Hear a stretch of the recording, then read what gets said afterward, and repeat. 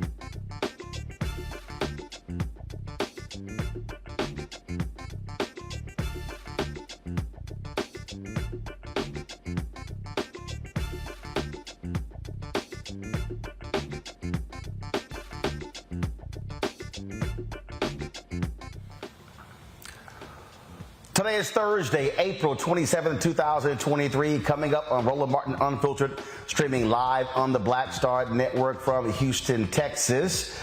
Prairie View A&M alumni are demanding changes from the Texas A&M Board of Regents.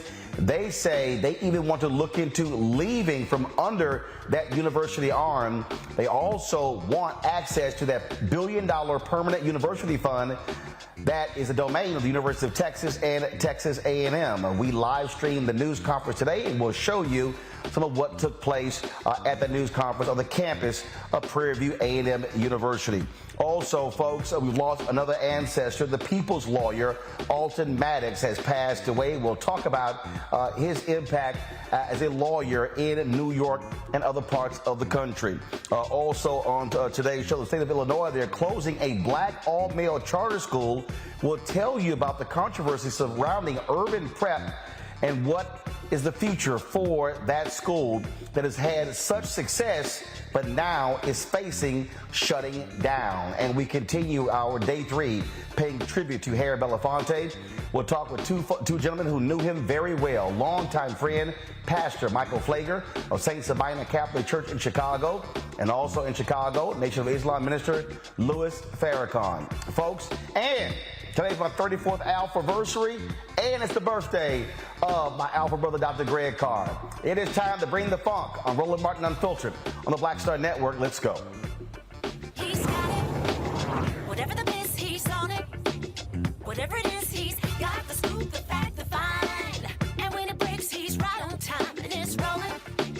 Best believe he's knowing. Putting it down from sports to news to politics. With entertainment just for kicks, he's rolling. It's on Go Roll, y'all.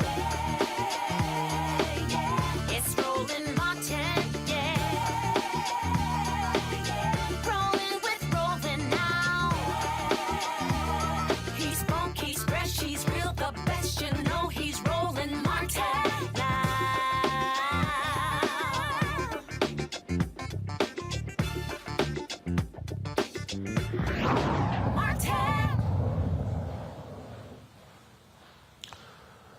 The racist white woman who accused Emmett Till of whistling at her, and that statement led to his lynching by her husband and others. She died today at the age of 88. Carolyn Bryant was declared dead by a county coroner in Louisiana. It was in 1955 when Carolyn Bryant said that 14-year-old Emmett Till had whistled at her and made sexual advances towards her. Those accusations were enough for her husband and others to go and kidnap Emmett Till, as well as lynch and viciously murder him. It was that lynching that struck a nerve in Black America and really led to the launching of the Black Freedom Movement. For years, folks have been advocating for Carolyn Bryant to be brought to justice for what she did. There was efforts by lawyers and the others to actually have her charged, have her indicted for perjury, but that decision was never made. Emmett Till, killed at 14, she lived to be 88. If you look at social media, Black folks are having absolutely no empathy or sympathy whatsoever for her dying. Many of them saying Satan is welcoming her with open arms. My panel right now is Dr. Greg Carr, Department of Afro-American Studies at Howard University. Also, Lauren Victoria Burke, Black Press USA. Dr. Jason Nichols, Senior Lecturer, African American Studies Department, University of Maryland, College Park. Greg will be joining us in just a bit. I'll start with you, Jason. From a historical standpoint, her name lives in infamy. She will always be associated as the racist white woman who lied on Emmett Till, and it's her lies that led to his lynching. Absolutely, and it's very well deserved. There's no amount of, she never really gave a real apology. She did say that he didn't deserve what happened to him, nothing that he did. But we also know that there was an open arrest warrant for her that was never served. And when we look at this, we can't say that this is any form of justice. She got to live out her days. She has at least one son that I'm aware of. She got to live in a nursing home and in hospice care and get care and all of the things that we know that Emmett Till never got. He never got to live out his life. He never got to have children. He never got to get married twice the way she did. He never got all of the care that others got when, you know, she got to pass peacefully in hospice. And I think it's infuriating, and I think that there's no empathy for someone who does that and never gets held accountable. You can't tell me that Mississippi has changed and Mississippi is so different, you know, when people don't get held accountable, when we have the evidence and we have a confession and we have an arrest warrant. One thing I'll tell you about the Israelis, and I'm not going to make this, you know, a whole international thing, but one thing is, if you are a Nazi, they will keep you on a respirator in order to take you to Israel and make you face justice. They don't care what end of the earth you live on. They don't care if you're in South America, if you're in Brazil, if you're in Argentina, if you're in freaking Antarctica. The Israelis will find you. They will dress you up in a dress. They've done this before with men. They've dressed them up like women in order to get them on a plane and take them back to Israel and face justice. But yet, Carolyn Bryant, who we knew where she was, she never faced justice in the United States of America. So if you're going to tell me that the United States is a just country, and you won't even do what the Israelis will do when they saw something that they think is wrong. They just tried somebody in Israel who was in their 90s, and when they worked with the Nazis, they were in their teens. They were like 17, and they still tried that woman and found her guilty. So you can't tell me when there's an open arrest warrant that you're not going to execute it. It's a disgrace. It's a disgrace in our country. The thing here, Lauren, again, there were efforts the last several years for that to actually happen. And again, if you look at the social media reaction today, it is clear, it is vicious, and folks have no love whatsoever for Carolyn Bryant. And folks are pretty much saying not, hey, you know, RIP, but folks like, no, absolutely have no rest in hell. That literally is what people are saying. And that is what they should be saying. And happy birthday to Greg Carr, and happy birthday to Coretta Scott King. You know, the entire Carolyn Bryant story says a lot about American history and what this country is really about and who this country really cares about. And if there's one group that this country really does not care about, it's black men, particularly not only just in this context, but I think certainly present day we see the vestiges of this type of thing. We can't go 2 weeks in this country without seeing a story from the Innocence Project, usually, of some black male who's been in jail for 20 and 30 years that was innocent, and somebody said something at trial, there was no evidence, and somebody's life has been destroyed by something that was a false allegation. Carolyn Bryant got away with it because society allowed her to get away with it because we don't care. We don't care about anything around the justice of what she did. There is no justice, of course, in what she did, and she was never brought to justice. The story of Carolyn Bryant is the story of disparate justice in the United States when it comes to black males in particular, and the fact that nobody was moved to actually try to bring her to justice, and she dies of old age after everything we know and everything we found out, basically tells us all we need to know. Greg Carr? Yeah, no, and thanks, and happy anniversary, brother, and thanks, Lauren, and thanks, Jace, for that, those birthday wishes. You know, Carolyn Bryant, in my mind, died in August 1955, and ever since then, she's had every day to try to reclaim a little bit of her life. Today, her body joined her character, her reputation, her name in eternal death.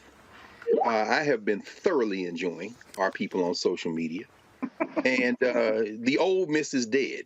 And I say that very particularly because the University of Mississippi still goes by the name Old Miss. And when you look at the history of University of Mississippi, Old Miss was a name that they took because it refers to the white woman who lived in the plantation house. The old Miss is dead.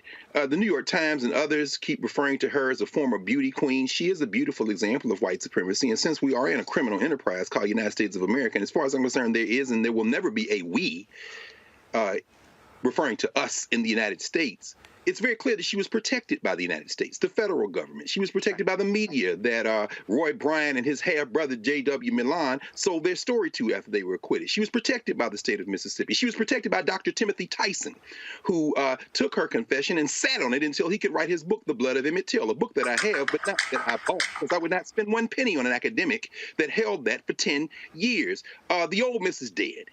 She died in August 1955, and her body today joins her character, her reputation, and her name. And wherever she is, it ain't where Emmett Till and Mamie Till Mobley, it ain't where Medgar Evers and T.R.M. Howard, it ain't where none of the Africans who are venerated ancestors are. She dies today, finis, it's over.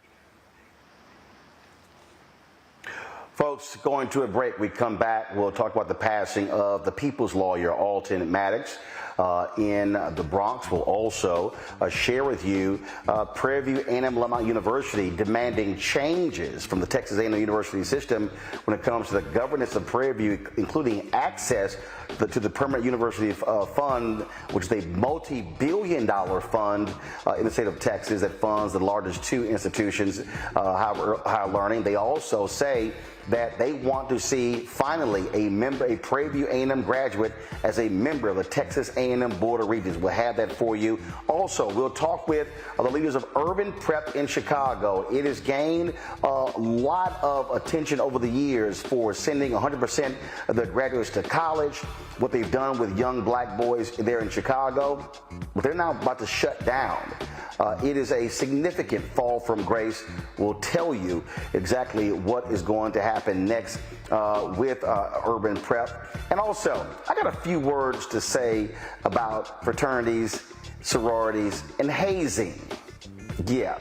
Plus, in our second hour, Father Michael Pfleger and Minister Louis Farrakhan will share their thoughts and reflections on their good friend, the late Harry Belafonte. Lots for us to cover here on Roland Martin Unfiltered on the Black Star Network. We'll be right back. Next on the Black Table with me, Greg Carr. We look at the history of emancipation around the world, including right here in the United States, the so-called end of slavery. Trust me, it's a history lesson that bears no resemblance to what you learned in school. Professor Chris Manjapra, author, scholar, amazing teacher, joins us to talk about his latest book, Black Ghost of Empire, The Death of Slavery and the Failure of Emancipation. He explains why the end of slavery was no end at all, but instead a collection of laws and policies designed to preserve the status quo of racial oppression. The real problem is that the problems that slavery invented have continued over time. And what reparations are really about is saying, how do we really transform society, right? And stop racial violence, which is so endemic. What we need to do about it on the next installment of The Black Table, right here on the Black Star Network.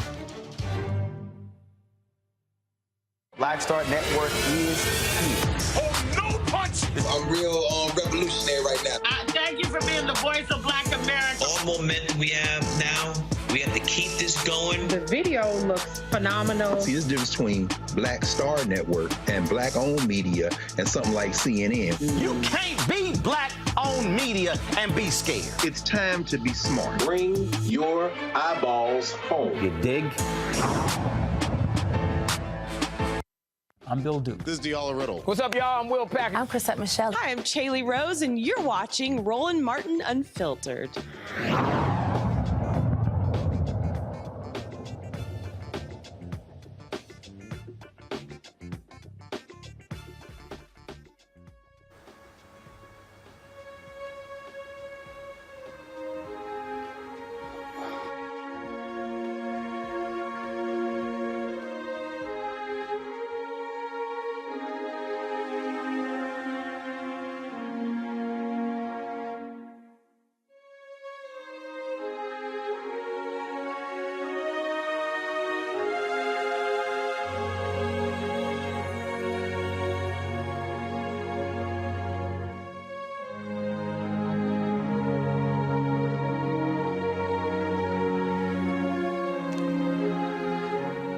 A prominent defense lawyer in New York who took on a number of high-profile cases, many of them involving African Americans, has died. Alton Maddox Jr. died at the age of 77 in the Bronx just a few days ago. Actually, over the weekend, he died in a nursing home. No cause of death was released, but Maddox had suffered from dementia. He was born in Michigan, grew up in Georgia, graduated from Howard University, and received a law degree at Boston College. A violent encounter with Georgia police cemented his commitment to fighting against rampant racial injustice in police departments. He worked for the Harlem Legal Services and went on to lead a juvenile justice project for the National Conference of Black Lawyers. He began his law practice in 1981, quickly gaining a reputation in New York for advocating for black victims of police brutality. Using the media to deploy accusatory rhetoric at New York's law enforcement, he described himself as an attorney at war. He was also often called the people's lawyer. There were a number of cases that he was involved in over the years, oftentimes working with Reverend Al Sharpton, as well as fellow attorney C. Vernon Mason. Those cases involved Cedric Sandiford, one of the black men who was accosted and chased by a group of whites in the Queens neighborhood of Howard Beach. Also, he represented the family of Michael Griffith, who died after he was struck by a car during that Howard Beach attack. He also represented Tawana Brawley, the black teenager who claimed that white men had raped and abducted her in 1987. That was later determined that was a hoax. And when you look at the coverage today, Greg Carr, of his passing, all of these various media outlets have locked and loaded and focused on the Tawana Brawley case. But that one case does not define the legal career of Attorney Maddox. No, it does, Roland. And, again, everybody listening to this and those who will watch it later on the various platforms, and if you haven't downloaded the Black Star app, you need to do that. This is the only place where this conversation is going to take place. This is the importance of black-owned media. Alton Maddox was and will always be a hero. I clerked the summer of 1989 at the NAACP Legal Defense Fund in New York. And as you well remember, Roland, and covered at the time, I'm sure, this man was at the center of the cases that framed the 80s and 90s. Michael Stewart. He framed the Howard Beach incident. He got two special prosecutors put in place, one for Howard Beach. The brother who was killed by the white boys out there, Yusef Hawkins in Brooklyn. This is the man. Al Sharpton was facing almost a 60-count indictment, the tax evasion. Al Sharpton's lawyer was Alton Maddox, and Alton Maddox got him acquitted. Alton would say, put 12 in the box and I will win. He said, I don't believe in plea bargains. I'm not going to plead. He didn't plead for his law license when they drove him out of the courtroom because he was too effective. It is a tragedy that we don't know more about this. And I'll end with this. Alton Maddox, I spoke at the Slave Theater. He was a columnist for the Amsterdam News. He had an organization, he and his wife, Leona, called the United African Movement. I spoke for them a couple of times, once in Brooklyn at the Slave and once in Harlem. Alton Maddox, I never saw him down. I never saw him sad. He always had this great optimism, this ebullience, and he would say, black people must contend with this American legal system, but we should never, ever expect justice from it. When we go into the courtroom, we are going to war. That man was a hero, Roland, and I'm glad you're covering him tonight. Lauren, again, when you think about New York City in the 70s and 80s, we're only talking about being a decade, 2 decades out of the Black Freedom Movement. And there were so many cases. And Alton Maddox was the go-to attorney for many African Americans who were dealing with racial injustice there in the Big Apple. Yeah, he was on TV all the time. I remember when I was a kid, he was on TV all the time, obviously with Al Sharpton. And as Greg just said, not just for the Tawana Brawley case, there were so many cases, there were civil rights cases that seemed like nobody would take or were obviously unpopular to the mainstream white media in New York, and Alton Maddox was a part of those cases. And in fact, you'd referred to it, Roland, the difference in coverage. The Clyde Haberman obit in the New York Times tonight, that should be used in any class when we talk about implicit bias and race and the difference in media coverage when it comes to black people and white people and how black people are covered. It is an outrageously bad obit by the New York Times. I'm not really completely shocked, but the obit really only covers, of course, Tawana Brawley, and it goes through every negative thing that they could come up with about Alton Maddox, and then leaves out everything that he did that would be called, would be the work of any civil rights attorney. But it is an extremely good example of the double standard in the media when it comes to race. And when somebody, particularly when somebody is fighting for racial justice or anything having to do with racial justice, there are these two stories that are told. And so when you read the Amsterdam News obit, it is, of course, nothing like, and not nothing like what the Times does, which is complete inaccuracy on the life of Alton Maddox. I mean, Jason, that's why the nation's first black newspaper, Freedom Journal, said we wish to plead our own cause. Too long have others spoken for us. I was talking to some folks earlier in a group chat, and they were angered by the white mainstream media coverage on the passing of Alton Maddox Jr. And they should be. And I'm just sitting here looking at some of the obituaries and seeing the real differences between the different media, including, it's not just the New York Times, it's the Washington Post, it's the AP, which is supposedly like nonpartisan. Everyone says the Tawana Brawley hoax. That's what they bring up, which, by the way, if you go to the black community in New York, and I'm originally from New York, and you would talk to my grandfather, he believed something happened to Tawana Brawley to the day he died. You know what I mean? There are people in New York who still believe something happened. Now, I'm not saying that's the case, but there's definitely people who still believe that. The other thing is, if you look at what the black media, the Amsterdam News, even the New York Daily News, which is not black media, even they are saying, hard-charging civil rights attorney. And he was involved in all these other cases that were mentioned, earlier. And I was so glad to hear our good brother over there at Howard University bring that up, the fact that, the Howard Beach cases. I remember those situations where black people couldn't go into certain neighborhoods in New York City. Everybody thinks that New York City is the Manhattan of today, where they've gentrified everybody, all the brown people out.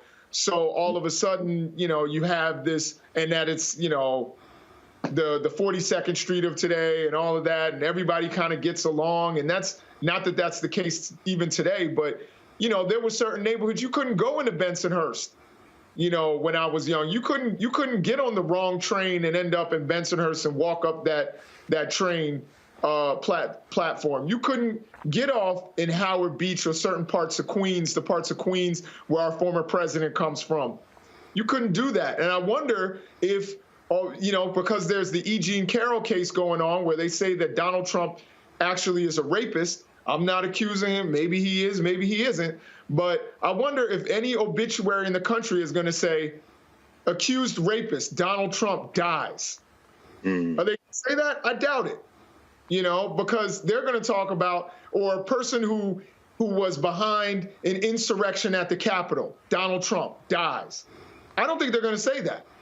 But yet with Alton Maddox, a black man, they all of a sudden, his entire career gets summed up into one incident. One incident, as if those other cases that were significant for the black community never happened and didn't matter. That's right. That's right. That's right. In fact, well, if you don't mind, I want to make a final comment. Yeah, Jason, it's so important. Go ahead. What you said, Doc, is so important, because the reason that they came against him around Tawana Brawley is because he would not put her in harm's way. Remember, the disciplinary board called for Maddox and eventually suspended him from the practice of law because he would not come to testify about how he handled the Tawana Brawley case. It wasn't a matter of whether she did or didn't do it. It was a matter of, you're not going to throw this girl to the wolves. Right. This is a very important lesson for us to understand. So these racists, and this is what I'm talking, I'm really personal, but there are 3 lawyers who I personally knew who I said made me reconsider perhaps practicing law. Alden Maddox was one, Chokwe Luoma was the other, and Ava Muhammad was the third. This man was not only fearless, he was a brilliant courtroom lawyer.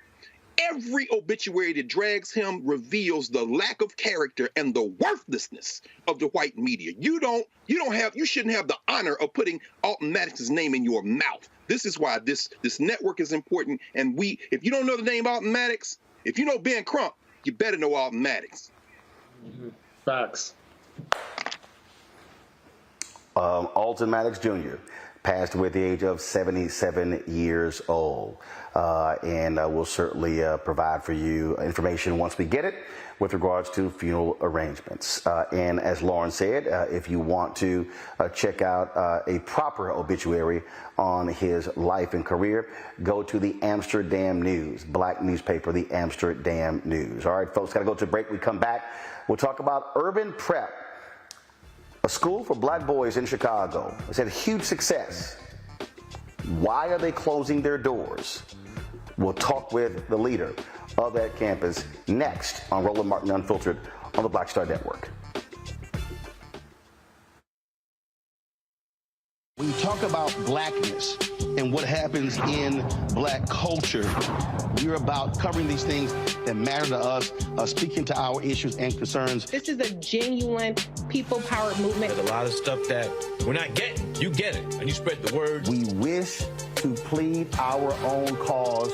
Too long have others spoken for us. We cannot tell our own story if we can't pay for it. This is about covering us. Invest in black-owned media. Your dollars matter.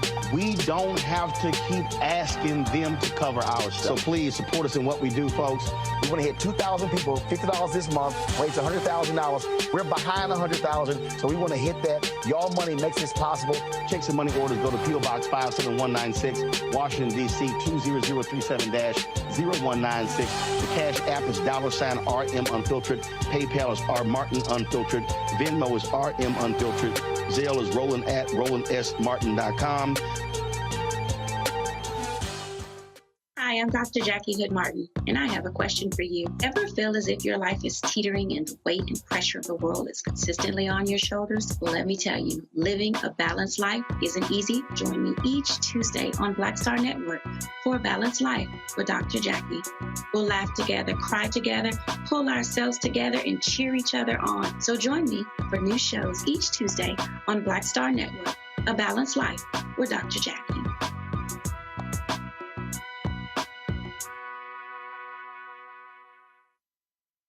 Hey, what's up, everybody? It's Godfrey, the funniest dude on the planet.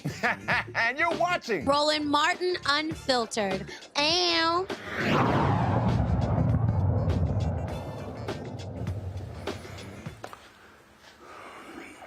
A charter school in Chicago that has generated significant attention and success over the years is slated to close its doors. Urban Prep Academy. They have been denied by the Illinois State Board of Education. They've been denied the school's appeal to keep control of its 2 remaining campuses. The state board says Urban Prep was poorly run and not financially responsible in recent years, saying it did not have the best interest of students in mind. Now, school leaders continue to deny these claims. Joining us now from Urban Prep is the Chief Academic Officer, Dennis Lacewell. Dennis, glad to have you on the show. So first and foremost, for a lot of people, we heard about Urban Prep, Tim King. He was lauded in magazines and newspapers and by groups and all around the country. So where all of a sudden did things go wrong with Urban Prep based upon what we're seeing here? Tim King is no longer involved with the school. He was forced out, the foundation as well. There were allegations of him being involved with former students, all sorts of different things like that. And so what in the world happened to what was a huge success story?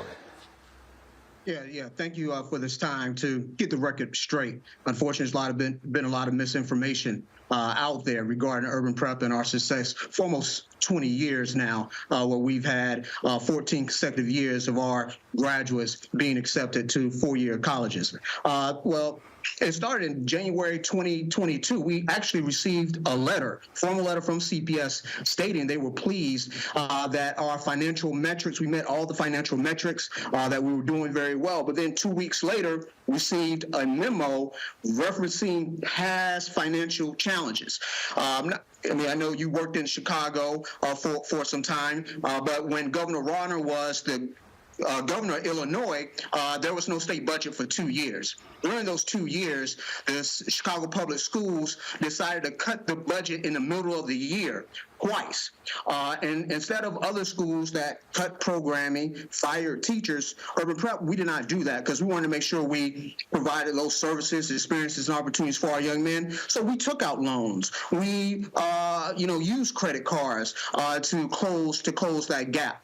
And back in 2022, now CPS came back and said they had issues with that. We explained each issue, and any credit card transactions are accounted for. But they went back to previous years in terms of questioning our finances. They even had issue with us getting a PPP loan, which the federal government, the SBA, is in charge of, and there was no issues that they presented. So this is the first time that it came to our attention.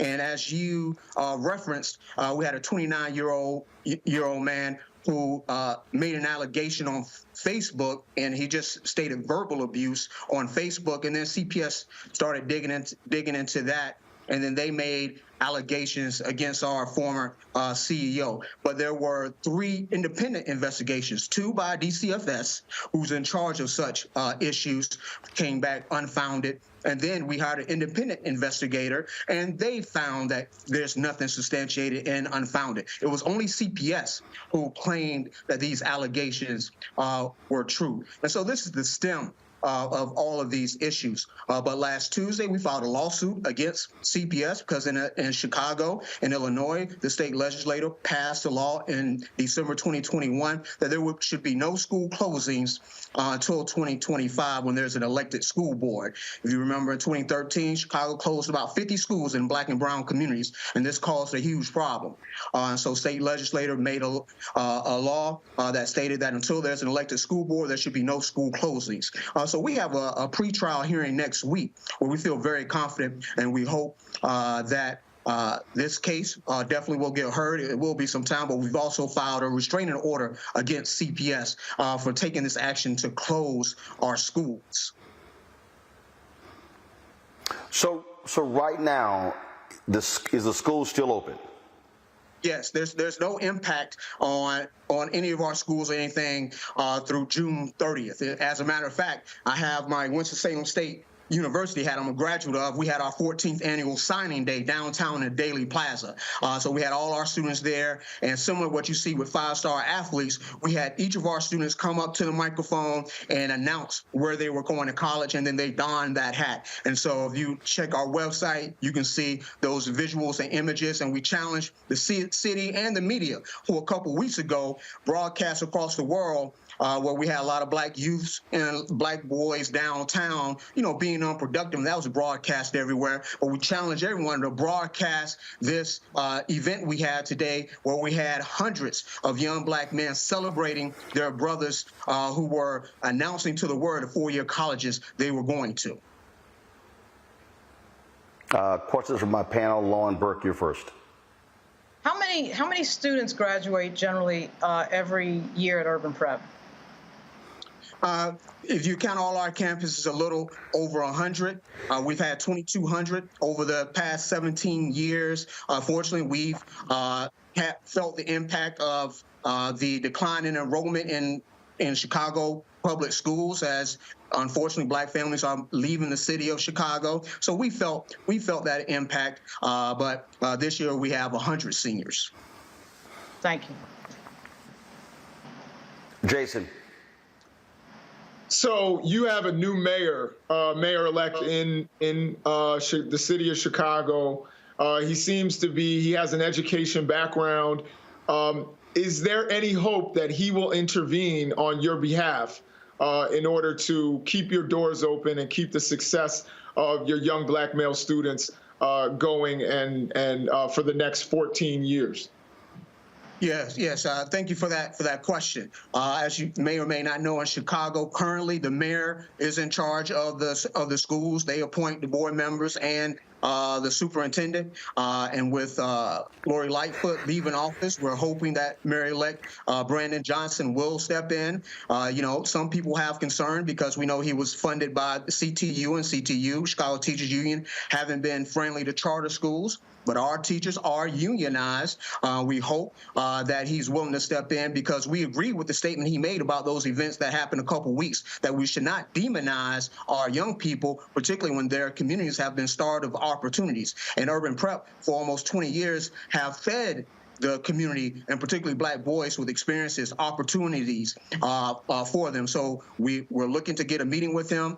He's inaugurated on May 15th. We hope that he does step in and reverse this decision. But if not, like I said, we're prepared to go through the courts, because we understand as black people, to get our rights and laws enforced, you have to go to court. Thank you. Greg Carr. Thank you, Roland. And thank you, Brother Lacewell. I have a couple of questions. One, they say they're not going to close the schools, but they may have a transition to another formation in CPS. And so I don't know what necessarily that might look like. But the other question I have has to do with the two state board members of the board from the state, Donna Leak and James Anderson, who abstained from voting. I know Dean Anderson very well. He's a legend in the field of African-American history of education, and he abstained. I'm assuming that's because he's so recently appointed to the board, maybe. But Donna Leak also abstained, and she said it's important to have options for black boys. Any insight on why these two black members, appointed, of course, by the governor to the State Board of Education, abstained in this case? Yeah, thanks. Great question. First, I'll address in terms of this replication that CPS is referring to in court. In our lawsuit, we are referencing that because never in the history of charter schools in the city of Illinois has CPS ever not renewed a charter school and then say we're going to adopt the model. This is just a ploy in which initially they were trying not to use the word close. They were using takeover. And initially they were using the words, we're going to take over urban prep, so it'd be CPS run urban prep. But we quickly reminded them and sent a cease and desist letter because we own the copyright and trademark of urban prep and everything that we do. And so then they now changed that to a like model, and they haven't given any details. And again, they've had 60, 75 years in terms of the focus on black boys, and they haven't done the job that we've done. And so they're not going to, we do not believe, and no one should believe, and there's no evidence that they'll do as well a job as we will. And then in regard to, the abstaining, I actually spoke, at the board meeting last week. I referenced Dr. Anderson's work as the founding principal. I used his work in terms of establishing, our schools, and, really disappointed because, I hate to use this reference, but, if there's a lynching and they invite, us to it, if we just watch and say nothing, what are we doing? And so I was just really disappointed that they just felt to abstain. We got to do more than just have a seat at the table. Yes, sir. Thank you. So again, you are going to have, with your lawsuit, a hearing next week. Yes. And what we expect from that hearing, that the judge will give CPS an opportunity to respond to what we submit, our briefs that we provided to the court. We'll ask the court to, make a decision on the temporary restraining order that we've asked to be put in place because school lets out June 9th. And our families, our students, our staff need some indication in terms of their educational futures. And so that restraining order, we would ask that everything be halt and that CPS is forced to the table and we are allowed to continue to school through next year while this case is being heard. All right, then, Dennis, we certainly appreciate it. Keep us abreast of what happens. Urban Prep has gotten lots of attention over the years, accolades and praise. And so it certainly would be very sad to hear of its demise there in Chicago. We appreciate it. Thanks a lot. All right. Thank you and all that you do. Thank you. All right, folks, going to a break. We come back. Today's the 34th anniversary of me crossing the burning sands into Alpha. And I got a few words to say about hazing that I think needs to be said. And I'll do that when we come back. You're watching Roland Martin on the Black Star Network. Be sure to, if you're watching YouTube, hit that like button, y'all. That impacts the algorithm. And so we easily want to be over 1,000, 2,000 likes. Also support us in what we do. Download the Black Star Network app, Apple phone, Android phone, Apple TV, Android TV, Roku, Amazon Fire TV, Xbox One, Samsung Smart TV. You can join our Bring the Funk fan club. Your dollars make it possible for us to do what we do.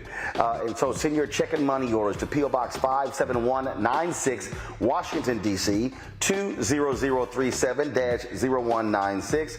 Cash App, $RM Unfiltered. PayPal, R Martin Unfiltered. Venmo is RM Unfiltered. Zelle, Roland at RolandSMartin.com. Roland at RolandMartinUnfiltered.com. And be sure to get a copy of my book, White Fear, How the Browning of America is Making White Folks Lose Their Minds. Available at bookstores all across the country, Barnes & Noble, Amazon, Target. You can also download the audio version on Audible. We'll be right back. Hatred on the streets, a horrific scene, a white nationalist rally that descended into deadly violence. White people are losing their damn minds. As an angry pro-Trump mob storms the U.S. Capitol, we've seen We're about to see the rise of what I call white minority resistance. We have seen white folks in this country who simply cannot tolerate black folks voting. I think what we're seeing is the inevitable result of violent denial. This is part of American history. Every time that people of color have made progress, whether real or symbolic, there has been what Carol Anderson at Emory University calls white rage as a backlash. This is the rise of the Proud Boys and the Boogaloo Boys. America, there's going to be more of this. Here's all the Proud Boys, guys. This country is getting increasingly racist in its behaviors and its attitudes because of the fear of white people. The fear that they're taking our jobs, they're taking our resources, they're taking our women. This is white fear.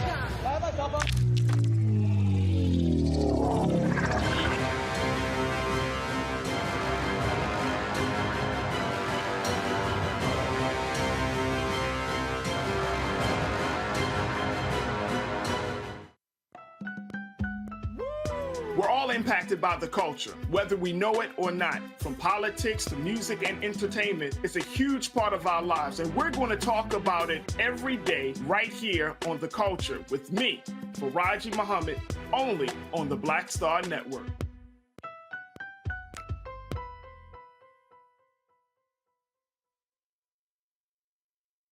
Ha ha ha ha ha ha ha ha yeah. Hey, I'm Antonique Smith. What up, Lana Well, and you are watching Roland Martin Unfiltered.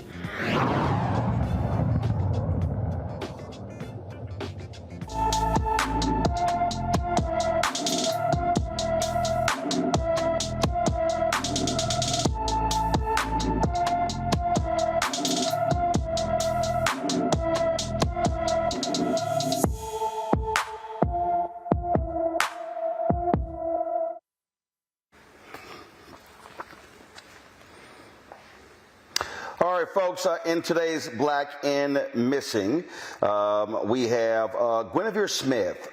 She left her Salt Lake City home on March 19th of this year, has not been seen since. The 16-year-old is 5 feet 5 inches tall, weighs 125 pounds, with black hair and brown eyes. She may go by the nickname Gwen. Anyone with information about Guinevere Smith is urged to call the Salt Lake City, Utah Police Department at 801-799-3000, 601-799-3000. All right, folks, at 8:38 p.m., 39 seconds, tonight, 34 years ago, I crossed the burning sands into Alpha Phi Alpha. Today is known as my Alphaversary. It has been a glorious ride the last 34 years, being a part of the Brotherhood of A-Phi-A. I did an interview a few weeks ago with Vlad TV, and I was asked a series of questions. And one of the questions was asked about the idea of hazing. And I began to talk about what I refused to allow to be done to me when I pledged and how I disagreed with others on this. And I talked about how I said there's no way in hell I would let somebody my age beat me for some damn letters.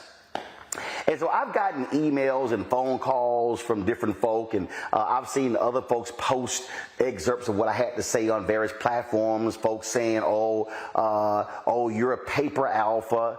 I don't really give a damn what you think because that's stupid to me. And then folks like, oh, you didn't earn it. And so others were like, well, we shouldn't be doing those things. Others were like, well, no, that's the problem. We got people who haven't properly earned their letters. So this is why I think it's important to say this. If you are somebody who believes that physically beating and hazing a brother or a sister to wear these letters, you have no reason or credibility to even wear them. Now, why am I saying that? There are people who criticize the intake process today for our fraternities and sororities. Why do we have today's intake process? Because of the fools who were beating and hazing folks before. Earlier we talked about Emmett Till being lynched at 14 and Carolyn Bryant dying at the age of 88. And as I sit here talking about this being my 34th year of Alpha, I think about a young man who didn't get to see 34 years of Alpha. And this actually happened in 1989. There's a young man named Joel A. Harris. Joel A. Harris hailed from the Bronx. Joel A. Harris should be celebrating his 34th Alphaversary. But Joel Harris died while pledging Alpha at Morehouse in 1989. Joel Harris had open heart surgery when he was 2 years old. And when he was pledging, he was repeatedly struck in the chest, punched in the chest. Joel eventually died from being punched in the chest. No black parent sends their child to college expecting them to come back in a body bag. And if there's anybody out there who has a problem with my hardcore stance against hazing, you can kiss my entire ass. Because you are operating with the same thuggish mentality as gangs, where they beat up a gang member as their entry into the gang. There is not a single great Alpha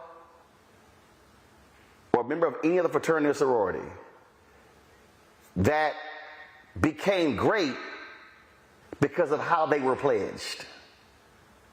They became great because of what they did after they left college. And so when we talk about how are we supposed to be making great alpha men, great AKA women, great delta women, great omega, kappa, zeta, iota, sigma, gamma, rho, sigma. You don't do that by beating the hell out of somebody, by damn near waterboarding them, by making them run until they fall out. I remember I was reading a New York Post article from several years ago where there was a guy who was pledging a grad chapter of Omega. He was beaten so severely with a paddle, he was hospitalized. I remember there was a AK chapter, I think it was in North Carolina, where they were branded A's on their arms. Why is all this important? Because I would hope a young person who's listening to right now, who wants to join one of our fraternities and sororities, will have the same mentality that I had in 1989 when I said, ain't no way in hell I'm letting somebody beat me. That is not going to happen. We have got to change this sadistic mentality, because what it has done, it has literally cost our organizations millions of dollars in settlements, and it has actually cost people their mental health, because there are people who are still suffering from the trauma and the PTSD from how they were beaten when they pledged. And yes, there are mothers and fathers and brothers and sisters who've had to bury their sons and daughters and brothers and sisters who are simply trying to join one of our organizations. That, folks, is not black excellence. That is not who we are supposed to be. And again, if you don't like what I have to say, and let me be real clear, if you think by calling me, oh, you're a paper alpha, I really don't give a damn what you think. Because what I've done in 34 years of alpha is properly represent alpha in what I do and wherever I go. And I'm completely unfazed by the childish names and phrases folks use to describe someone who had the decency to say, ain't nowhere in hell you're going to whoop my ass for some letters. That was never going to happen. Greg Carr, your thoughts?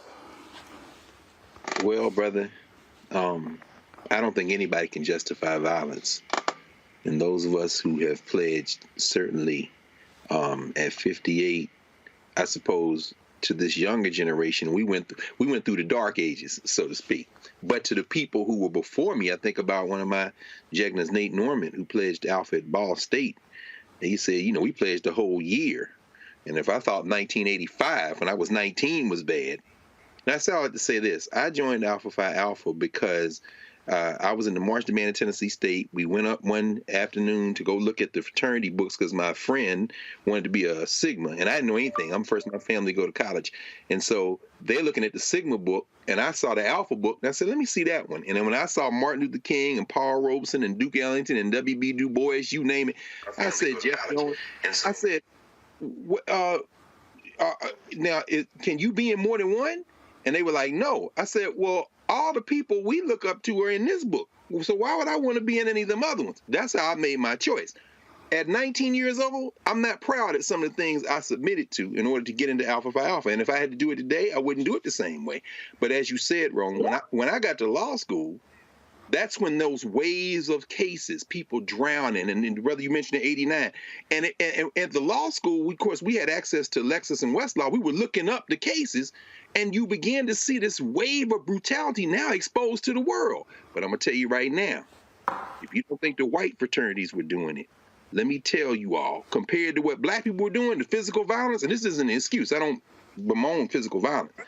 These white boys was doing stuff like in Vanderbilt, they would put their pledges on a railroad car and send them blindfolded to places like Alabama and Mississippi and tell them to find their way back. What I'm saying is this whole culture of barbarity, this culture of barbarity pervades fraternity and sorority life. Our frat brother, Walter Kimbrough, has written about that. And the psychological violence, oh man, let's not even talk about the sorority.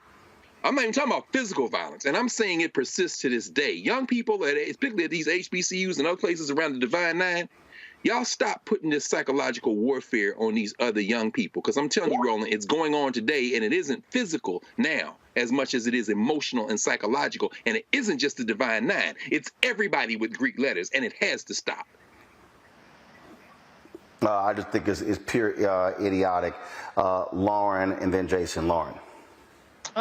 Yeah, I think there's just sort of a weird need to be able to like brag about the tough time that you went through when you pledged, and I think that's what people are hanging on to when they say, which makes no sense to me, that somebody is a paper alpha. And it just absolutely makes no sense. But in some of these, organizations where people know that it's, hard to get to the point of membership, I think the older members just want to brag about like what they went through. I mean, I've got a relative that went to West Point, and in the military, it's the same sort of culture, the sort of, wanting to refer to what was done decades ago, and if you didn't go through that same thing, then you're not real, and all of this. And I have to tell you, I have a lot of favorite alphas in my life, two of whom I'm talking to right now, and one of whom is Congressman Bobby Scott, and I always sort of bother him, I always bug my alpha friends to try to find out what the initiation thing was, and, true to the alpha code, nobody will tell me. But I remember Congressman Scott telling me one time that there was some sort of rule in there about if he was in the library, he was protected from being hazed. And so he was in the library all of the time. But inadvertently, I guess, a good thing in terms of avoiding hazing. But the whole thing to me is just sort of oddly connected to wanting to brag that you went through something crazy. But Roland, you're absolutely right. I mean, nobody cares. I mean, the Alpha Phi Alpha is such a storied fraternity. I mean, the Martin Luther King alone being in the fraternity is incredible. And so I have no idea what else this is connected to other than the wanting to brag that you had been through some crazy initiation ritual. Oh, yeah. And Jason, that literally is the mentality. Folks will go, oh, I went through great time. Folks played it for a whole year. I mean, people like, you played for 4 weeks? Oh, my God, how dare you? And I had to remind people, I said, first of all, when we played, my number one was the first black drum major in Texas A&M history. Number two was the president of the National Association of Black Accountants. Here I am going to the board of NABJ as a student representative. Number 4 was a starting point guard of the basketball team. Number 5 was student government vice president. That's going into Alpha. So this whole, see, again, this whole idea that we have to beat people and oh, you got to earn your letters by being hazed. I'm saying that is beyond idiotic, because that's not how you actually build character. Because, again, when I'm looking at, that brother should be celebrating his alphaversary. He's dead. He literally died because somebody repeatedly punched him in his chest. Ain't no way in hell I'm going to cape for that. Jason, I got about maybe comment before I got to go to a break, and then do our third day of Harry Belafonte tribute. Yeah, I'll just really quickly say, I'm not qualified necessarily to speak on fraternities or sororities since I'm not a member, but I will say that I think as a community, we need to think about how we approach violence. I think of the same thing when we talk about beating our children. I think there's a lot of people out there like, well, I got whooped when I was a kid, so it's fine, and I'm okay. And I'm like, you're probably not as okay as you think you are. And number 2, that doesn't mean we need to do that to our children. So I think there's a culture of violence that we need to let go. I think some of it does come from our period of enslavement, and we need to let go of that mentality in so many different ways. And yes, if I were part of a fraternity, I would want people like Greg Carr and Roland Martin in my fraternity, because I know they represent what the fraternity stands for. I don't need the toughest guy all the time. I don't need the guy with the biggest muscles. It might be fun to jump around at the party. I wanted to pledge a fraternity that wasn't at my campus at the time, and I was literally lifting weights because I wanted to take my shirt off at the party, and be a part of a frat, But now I realize that what really helps those organizations is when they have real solid brothers who do for the frat, who do for their brothers, who are there for their brotherhood. That's what really makes those attractive to someone like me who's not a member. And I'm like, man, that organization or that chapter is dope. It's not cool because they got beat down. It's cool because they have a strong brotherhood that wants to help one another and their community. Mm-hmm. All right, folks, got to go to a break. We come back. Pastor Michael Pfleger reflects on his longtime friendship with Harry Belafonte. In the second half hour, we'll be joined by Nation of Islam minister Louis Farrakhan. Will also share his thoughts about the man who supplanted him as the Calypso King. We'll talk about that. And for folks who don't know that story, they probably will get a kick out of how Belafonte and Farrakhan were both linked to Calypso. Yes, you got to wait for it. You're watching Roland Martin Unfiltered on the Black Star Network. I lost my daughter. I didn't know where she was. So I had to figure out how to survive, how to eat, how to live. I don't want to go into the details because she's here, first of all. She may not want me telling that story. But possession of her, the family broke down, fell apart. I was homeless. I had to figure out, I didn't have a manager or an agent or anybody anymore, and I'm the talent. So I got to figure out how to be the agent. I had to figure out, how does business work?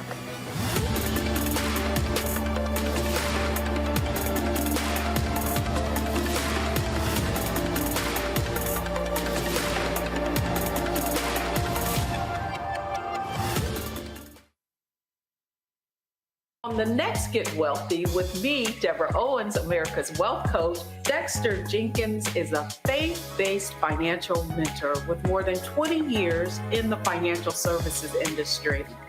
He's passionate about helping families build generational wealth. Even though I'm talking about things like prayer, I'm talking about things about reading the word, I'm talking about things like fellowship, I'm talking to members who are dealing with losing their houses, or I'm talking to members who, because of a lack of the handling their finances, they're working 2 and 3 jobs. And so what I'm finding is that they're not coming to church because they don't have a handle on their finances. We're talking how to get wealthy through faith and our finances on the next Get Wealthy, right here, only on Black Star Network.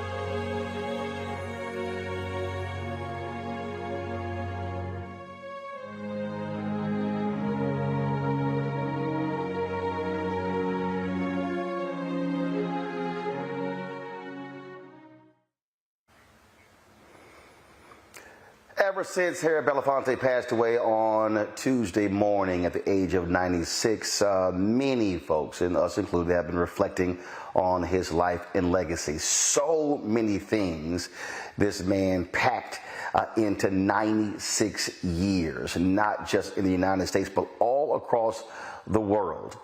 Well, a few years ago, when I was in Chicago, I had an opportunity to listen to Mr. B give a lecture at St. Sabina Catholic Church that is led by Pastor Michael Pfleger. They have known each other for years, and so Pastor Pfleger joins us right now on Roland Martin Unfiltered. How you doing? All right, Roland. Good to see you. How you doing, sir? Good to see you as well. First time you and Mr. B met? Wow. Probably some 30-something years ago. We met, there was an event here in Chicago, and I ran into him, got a chance to speak to him at that, and then invited him to come on out to the church. And he came for year after year after year after year to come and speak here at the church. He whenever he was in Chicago, he'd come by here to visit. Many times he had this movement of the gathering that he had formed and had their meetings here when they were in Chicago. Went out for his 80th birthday celebration in New York, and then he was turning 90 last time he was here, and so we had a celebration for him here at St. Sabina, and you saw the picture there of the cake we celebrated for his 90th birthday. But one of the most amazing human beings I've ever met in my life. And look, when he came every year, it was always a packed house because so many people wanted to hear what he had to say, and he was not afraid to touch on many of the thorny subjects of the day. No, he. One of the things I so loved about him, Rome, was his boldness. He was what he believed and what he stood for. He was unashamed about, and he spoke it freely. Spoke it wherever he was, and whether it was in a pulpit in a church or in a conversation at a restaurant, he stood by what he believed and paid the sacrifice for it.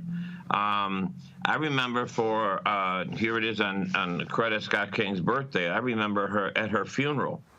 We were both on the program to speak. I was meeting him in the hotel where we were both staying that afternoon. We were going to go to dinner, and then we were going over to the visitation at Ebenezer. I'm waiting in the lobby when somebody came over to me and said, "Are you Father Pfleger?" I said, "Yes." He said, "Mr. Belafonte, he's on the phone for you." And I got on the phone, and I said, "Where are you?" I said, "I'm waiting for you in the lobby." He said, "Michael, I'm not coming." I said, "You're not coming?" And he told me that the night before he had received a call, and I guess President Bush people had called Eddie Long, the bishop over at New Birth, where the funeral was being held, and told them that if Belafonte was going to be on the program and there and on the dais, that he was not, Bush was not going to come, and he could not be on the dais. And Eddie Long agreed to that and had Harry Belafonte canceled from the program. And said he could sit in the audience. And I said to Mr. B, I said, "Listen, sir, nobody has probably had more influence and support to the King family as you. He paid for Dr. King's funeral." I said, "You need to be here." And he said, "It would be too painful." And so he said, "I'm not coming." And it was very, very, I talked to him almost every day for the days immediately after that, and it was very, very painful for him. Remember it vividly, and I remember when MLK III came to Chicago. I was running the Chicago Defender, and we had quite a contentious discussion about what took place. And it was really a couple of days ago. We actually showed the video. I was also there at the National Action Network conference in 2017, 11 years later, when Harry publicly said, "Let's close this." But yeah, that angered a lot of people because of what he did, not only for Dr. King, but for Coretta Scott King, for all of the children. And folks said, "So you wanted all living presidents to be there, and you literally would sacrifice the very man who saved you, who paid for housekeeping, who paid for school, who did all those different things." That was a very, very hard thing for him to have to deal with.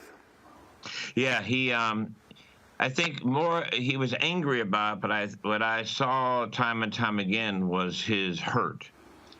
He, as you well know, Ron, he absolutely loved Dr. King. I remember him sharing with me the first time he met Dr. King down in the basement of Abyssinian after Dr. King was speaking there, and there's this beautiful picture in his apartment of that meeting that took place. And he said he walked away from that meeting saying, "I will do whatever I have to do in my life to support this man personally and financially." And he did. I mean, he brought in Sidney Poitier to the movement and reached out to Sammy Davis Jr. and so many others and brought them in to the movement to support and to be present in it. And he gave his finance. He sacrificed. There were places he was banned from after that because of his political stands and his support of Dr. King. It was unimportant to him. And as you said, he sent his housekeeper down to the King family after Dr. King was killed to help Mrs. King with the children. He loved Dr. King and was, told me I don't know how many times he just was going to spend the rest of his life trying to continue to keep his legacy alive. Hold tight 1 second. I got to go to a break. We come back. We'll got more for you. My panel, they have some questions for you as well. And I do want you to share for folks who who never got a chance to meet him, the absolutely wicked sense of humor of Harry Belafonte. We'll talk about that next with Pastor Michael Pfleger. You're watching Roland Martin Unfiltered on the Black Star Network.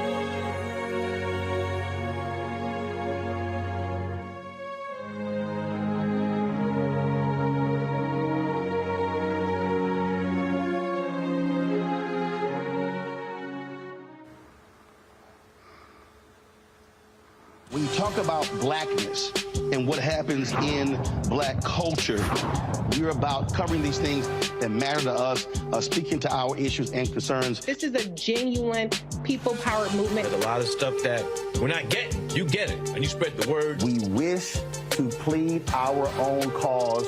Too long have others spoken for us. We cannot tell our own story if we can't pay for it. This is about covering us. Invest in black-owned media. Your dollars matter. We don't have to keep asking them to cover our stuff. So please support us in what we do, folks. We want to hit 2,000 people, $50 this month, raise $100,000. We're behind 100,000, so we want to hit that. Y'all money makes this possible. Checks and money orders go to P.O. Box 57196, Washington, D.C. 20037-0196. The Cash App is $RM Unfiltered. PayPal is R Martin Unfiltered. Venmo is RM Unfiltered. Zelle is Roland at RolandSMartin.com. On a next, A Balanced Life with me, Dr. Jackie, we talk about a hard, cold fact. Not all healthcare is created equal in this country, especially if you're a person of color. So many of us, Black families, we rely upon each other heavily. A lot of us aren't necessarily sure how to best communicate with our healthcare providers. How to take charge and balance the scales. Your life may depend on it. That's next on A Balanced Life on Black Star Network.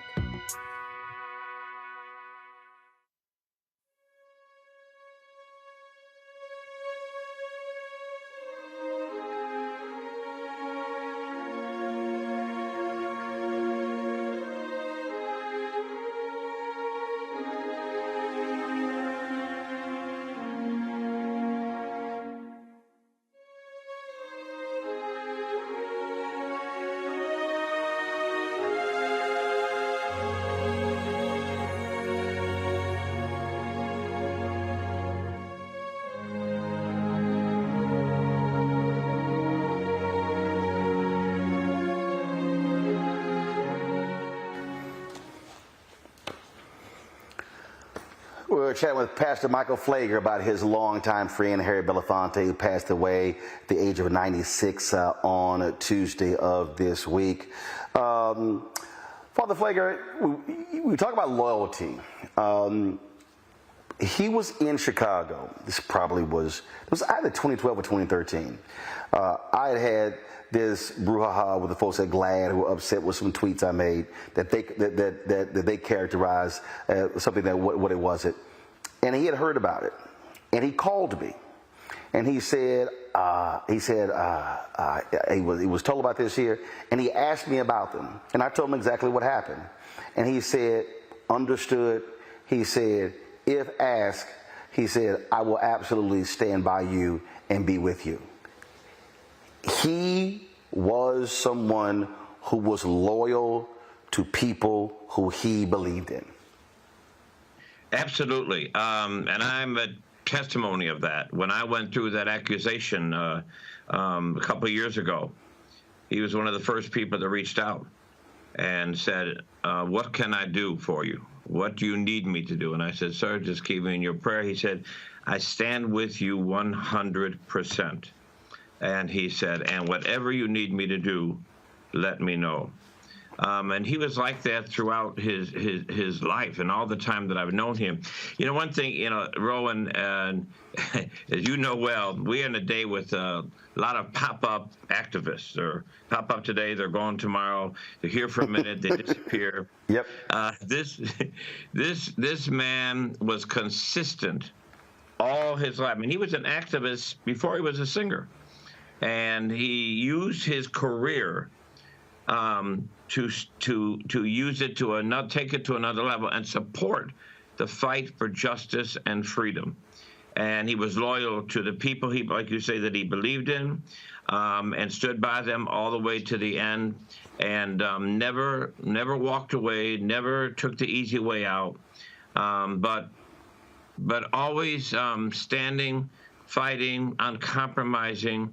And, you know, the other thing is he had this amazing sense of humor, just this wit about him. He always just said to me, what kind of mischief shall we get into this year? I had an album in my room one time when he was here, and we were sitting there talking of him, and he said, that's me. And I said, yeah, I supported you. I bought your album. And he said, give it here. And he takes the album, and he gets a pen and writes across it, if ever you get into hard times and have to put this on eBay, call me first. I love you, Harry. And that was him. That was him. Always him. But he was so consistent. Questions? No, absolutely. Questions from our panel for Pastor Michael Pfleger. I'll start with Jason first.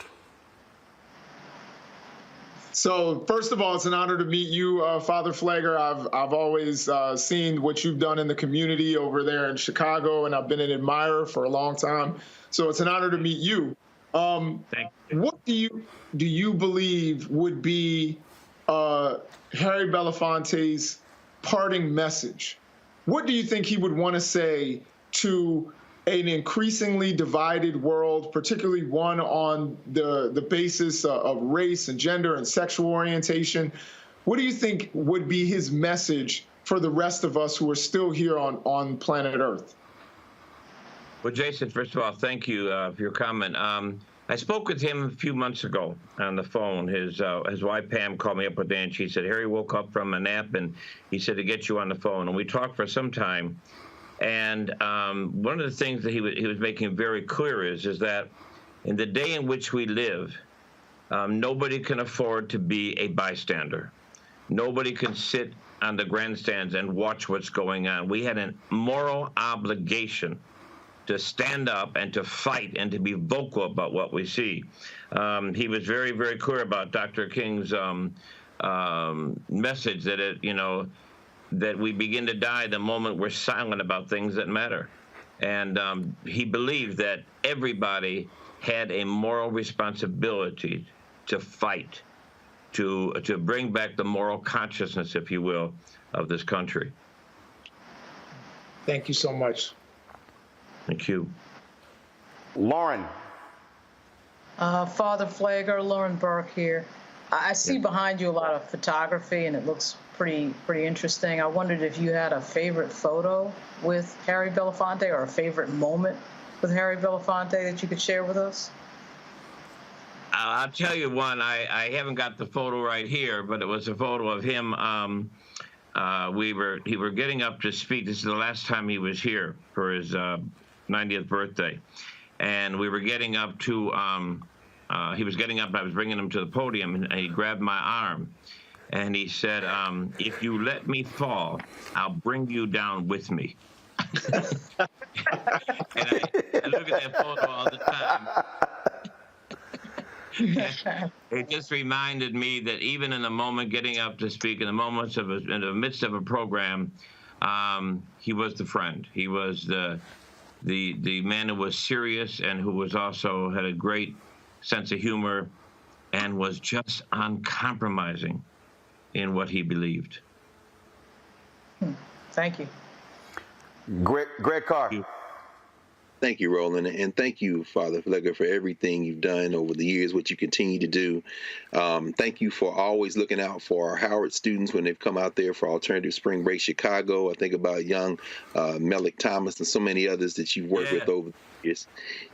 Absolutely. Thank you for that. One of the pictures that we've seen several times with you and Mr. B is with your brother and comrade, Jeremiah Wright, Jr., and it raises a question in my mind.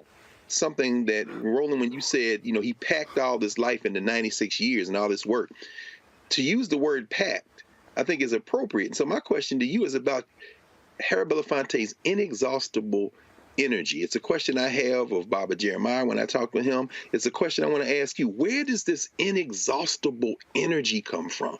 This capacity to just work all the time. Could you help us maybe with some insights, not only about Harry Belafonte, but with yourself? This struggle that would seem to just wear you out, but you just seem to be getting stronger, and he did as well.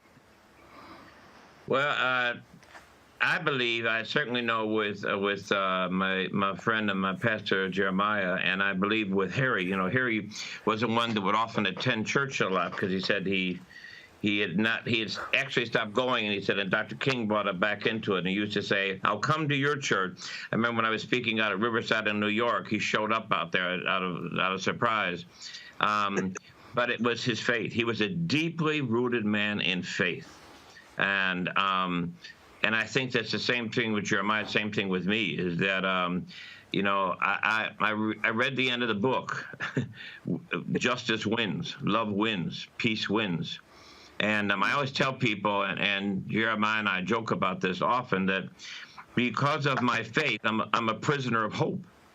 And even though you get discouraged and you get down, and sometimes it's painful, and you cry and you weep, you get back up because, like Muhammad Ali said when he was lying on the floor of the boxing ring, the ground is no place for a champion to be. And you get back up and you fight, and because if you know that this is temporary, and this isn't the end of how it's going to end, then you get up and you keep fighting and you keep niching away. It's a marathon race. And I think one of the problems, we just add this, I think one of the problems today is everybody wants to see everything happen right now. And when you don't see that, you get frustrated and you submit, or you assimilate, or you just quit. And Mr. B and I used to speak often about the fact that when you really are a person of faith, and when you're really committed to the fight of justice, you understand your job is to pick up the baton in your season, plant the seed, and know somebody is going to eat the fruit off that tree. You don't have to see it, but you do it because it's the right thing to do.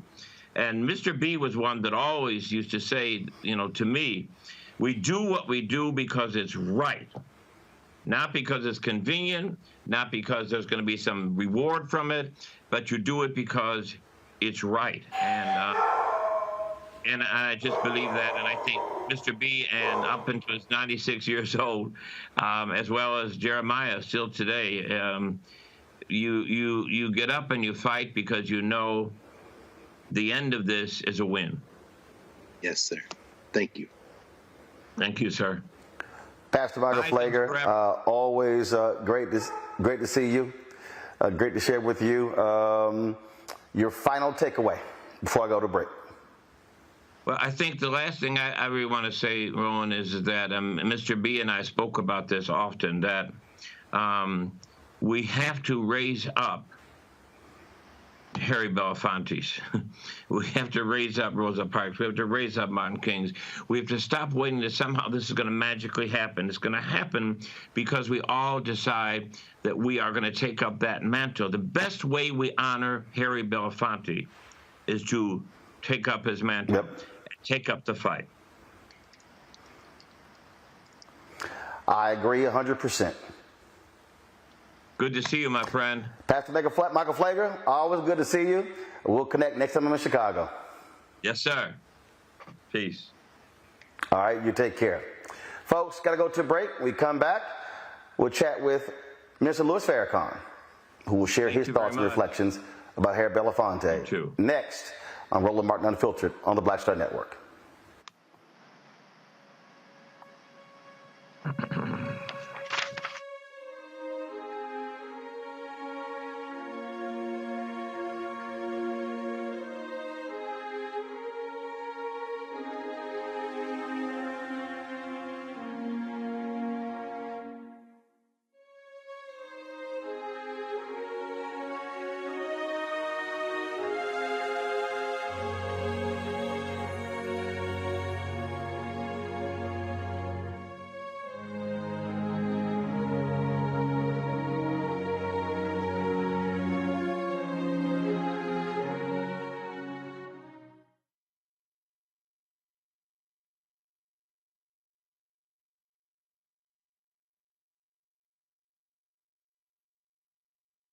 Hatred on the streets, a horrific scene, a white nationalist rally that descended into deadly violence. White people are losing their damn minds. As an angry pro-Trump mob storms the U.S. Capitol, we're about to see the rise of what I call white minority resistance. We have seen white folks in this country who simply cannot tolerate black folks voting. I think what we're seeing is the inevitable result of violent denial. This is part of American history. Every time that people of color have made progress, whether real or symbolic, there has been what Carol Anderson at Emory University calls white rage as a backlash. This is the rise of the Proud Boys and the Boogaloo Boys. America, there's going to be more of this. Here's all the Proud Boys, guys. This country is getting increasingly racist in its behaviors and its attitudes because of the fear of white people. The fear that they're taking our jobs, they're taking our resources, they're taking our women. This is white fear.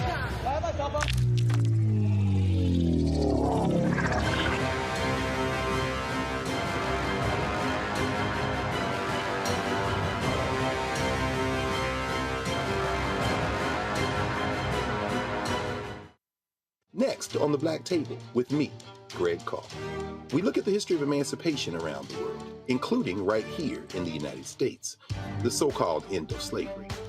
Trust me, it's a history lesson that bears no resemblance to what you learned in school. Professor Chris Manjapra, author, scholar, amazing teacher, joins us to talk about his latest book, Black Ghost of Empire: The Death of Slavery and the Failure of Emancipation. He explains why the end of slavery was no end at all, but instead a collection of laws and policies designed to preserve the status quo of racial oppression. The real problem is that the problems that slavery invented have continued over time. And what reparations are really about is saying, how do we really transform society, right? And stop racial violence, which is so endemic. What we need to do about it on the next installment of The Black Table, right here on the Black Star Network.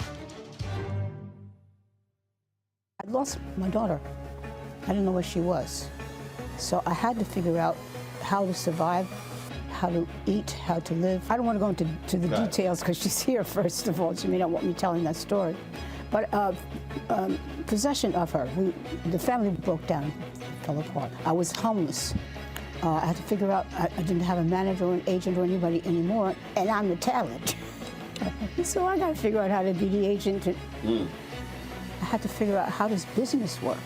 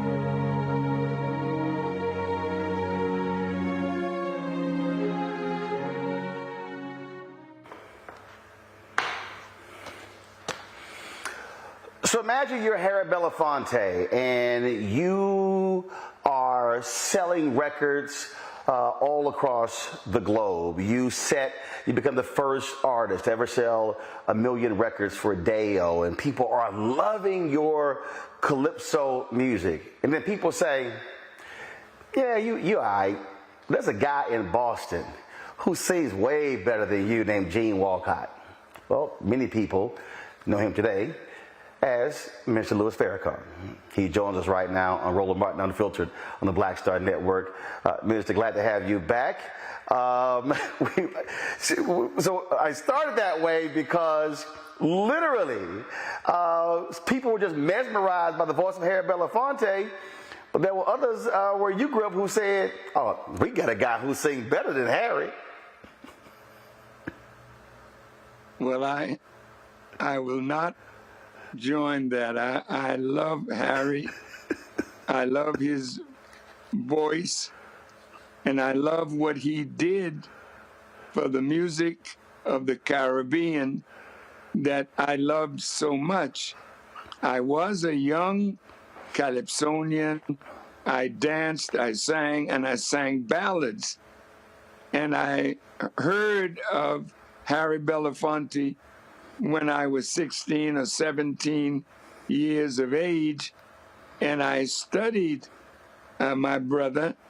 And how I met him was I was going to try to audition for his part in the Broadway show Almanac when he went to California to do the movie Carmen with that very beautiful sister, oh boy, Dorothy Dandridge. Dorothy Dandridge. So I went to New York and auditioned to play his part in that Broadway show. Unfortunately, I didn't get the part, but that night after I auditioned, they invited me to the show to meet Harry Belafonte.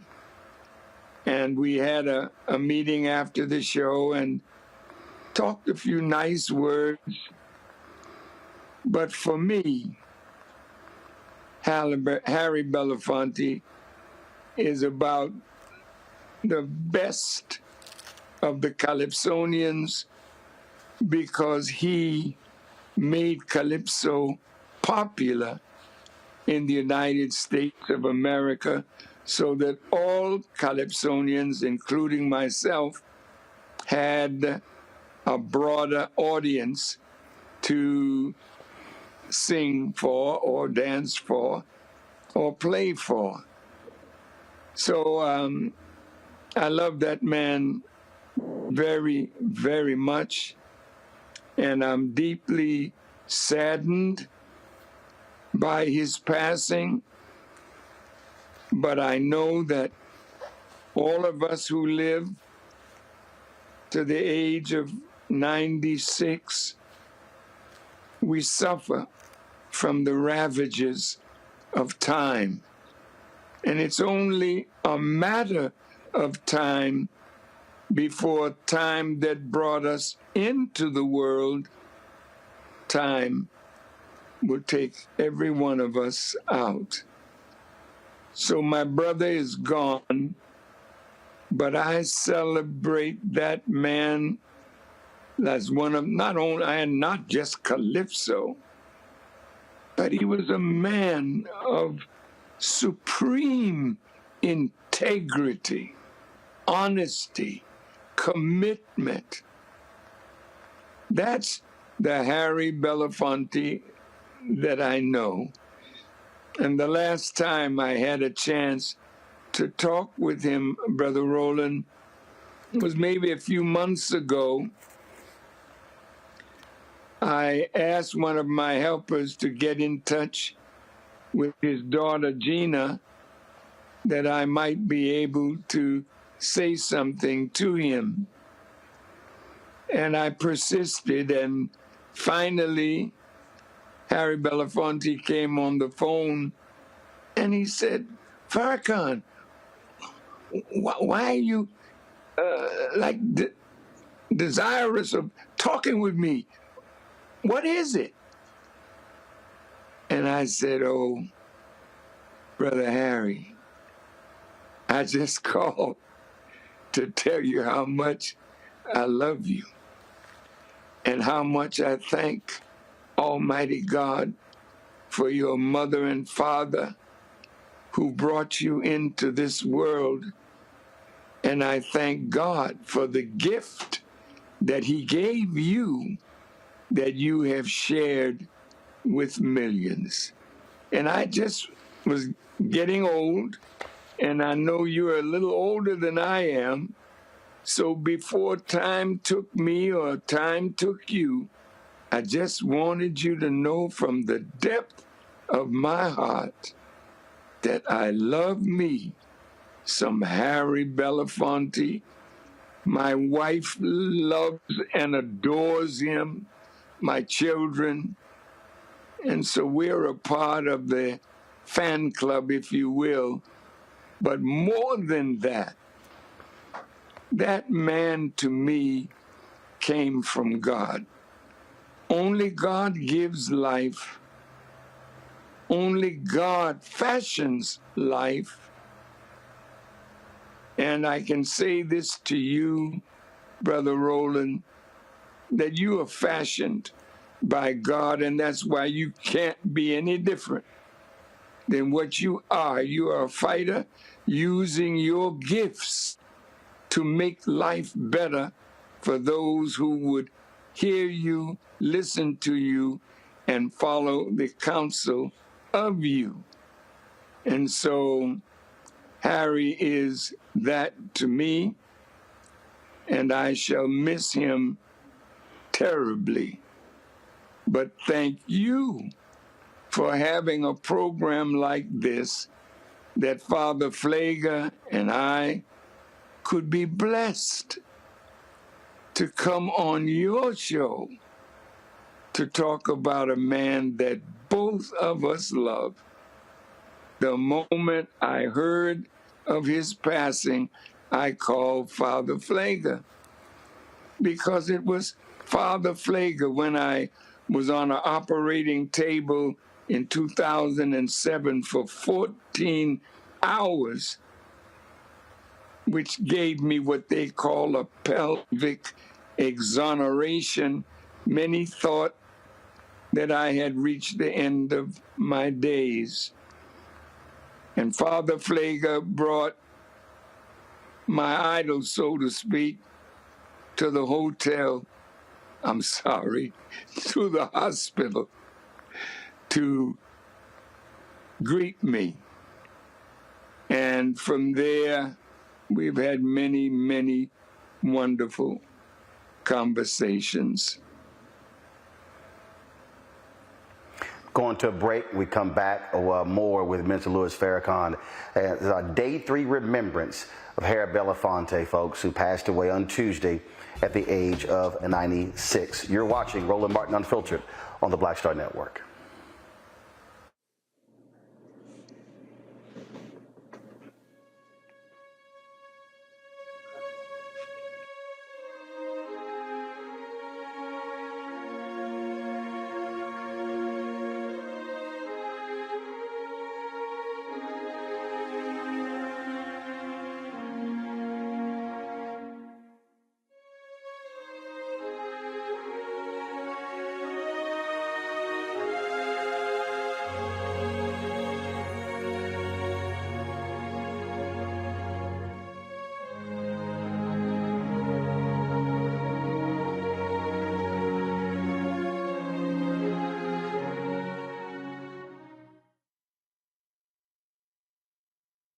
On the next Get Wealthy with me, Deborah Owens, America's Wealth Coach, Dexter Jenkins is a faith-based financial mentor with more than 20 years in the financial services industry.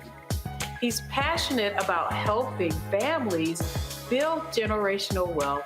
Even though I'm talking about things like prayer, I'm talking about things about reading the word, I'm talking about things like fellowship, I'm talking to members who are dealing with losing their houses, or I'm talking to members who, because of a lack of the handling their finances, they're working 2 and 3 jobs. And so what I'm finding is that they're not coming to church because they don't have a handle on their finances. We're talking how to get wealthy through faith and our finances on the next Get Wealthy, right here, only on Black Star Network. Hi, I'm Dr. Jackie Hood Martin, and I have a question for you. Ever feel as if your life is teetering and the weight and pressure of the world is consistently on your shoulders? Well, let me tell you, living a balanced life isn't easy. Join me each Tuesday on Black Star Network for A Balanced Life with Dr. Jackie. We'll laugh together, cry together, pull ourselves together, and cheer each other on. So join me for new shows each Tuesday on Black Star Network, A Balanced Life with Dr. Jackie.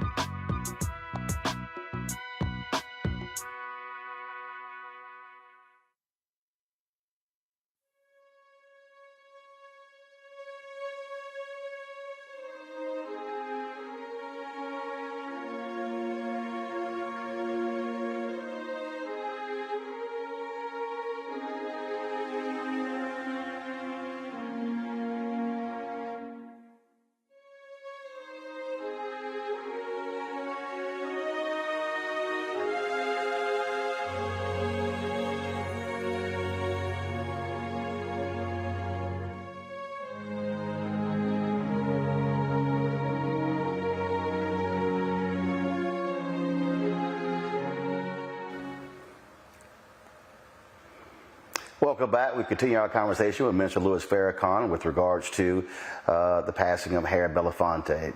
Mr. Farrakhan, so you go from Gene Walcott, you link up with Elijah Muhammad, you join the Nation of Islam, you become you come into the Nation of Islam, and while the nation had its view of the civil rights movement and what black folks should be doing, here you had Harry Belafonte, who committed himself to following Dr. King. As you think back during those days, what were you thinking as here he was on the front lines with Dr. King, and you growing and being shaped and formed in the Nation of Islam with Elijah Muhammad? Well, to look at my brother, I never saw him as someone different because he focused on the civil rights question with Dr. King. I disagreed with Dr. King as a student of Brother Malcolm and the Honorable Elijah Muhammad. But you know, as time went on, I grew to love Dr. King. I grew to understand more the struggle of the Christian family as they pursue justice in America. And so Harry, to me, was this moral human being. I heard Father Pfleger talk about his hurt over being rejected after he had helped Mrs. Coretta Scott King and the King family after Dr. King's passing. He's a man of extreme integrity and deep and profound love.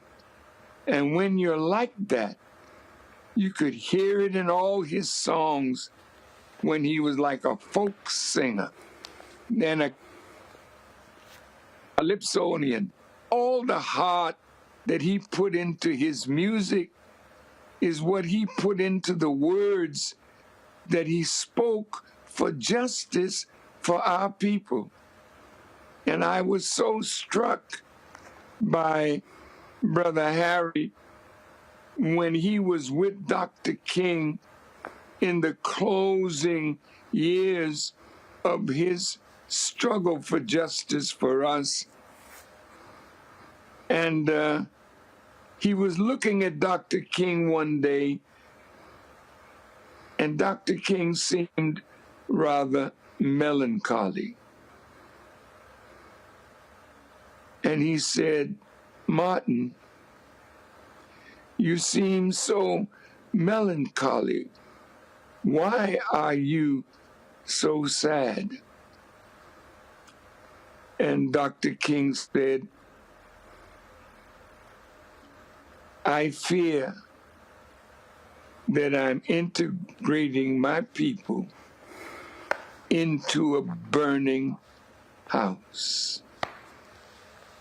That burning of America is going on as this program is going on, and we see and are living in and a part of watching the unraveling and the fall of the greatest nation on this earth in the last 6,000 years. So I admired Dr. King. I admired all of those that fought with him, not against him, but with him for our civil rights. And we would not enjoy the things that we enjoy today, some measure of freedom, some measure of political sagacity and power or office that we hold, if there were not a Dr. King and a Harry Belafonte and a Jesse Louis Jackson.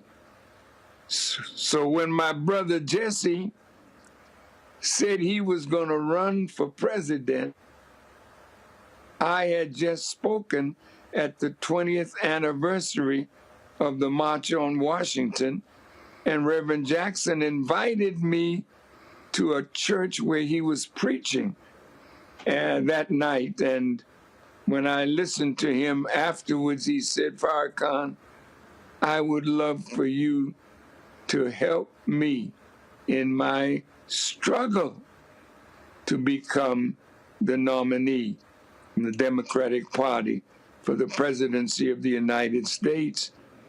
And I told my brother that I will talk it over of the nation and I'll get back to him.